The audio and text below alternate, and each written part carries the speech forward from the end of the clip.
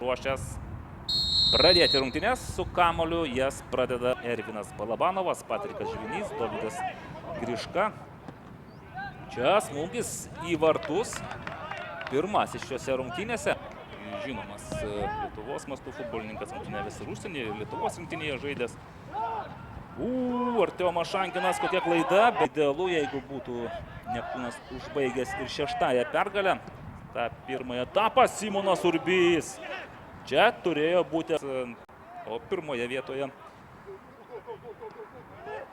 buvo pagrindinė Vilniaus rajono Transinvest komanda. Kokią klaidą čia daro Emilijus Liubinas ir galima pasveikinti Darių Zubauską. Be abejo, klaida, perdai atakuoti Transinvest B. Skrieja į priekį Ivanas Bicharas ir bravo, Simonas Urbys į kamolį. Yra priversti grąžinti kamolį. Dabar Emilijus Liubinas, laisva erdvė prieš vartus. Paulius Urbelionis. Ir šį kartą Paulius Urbelionis neklysta. 1-1. Pramiegojo šio futbolininko įkirtimą į aktyviai kairiajame krašte. 1-1. Perdavimas iš kairės ir kaip apmaudu nieko nebuvo. Visgi tęsiasi ataka. Ar Giedriui Onuškevičiui pavyksta smūgis į vartus ir 2-1. Veržiasi į priekį Transinvest B ekipa.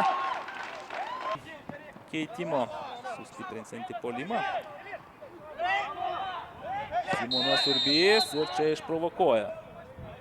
Išprovokuoja Karoliui Šutovičiui geltoną ir raudoną kortelę.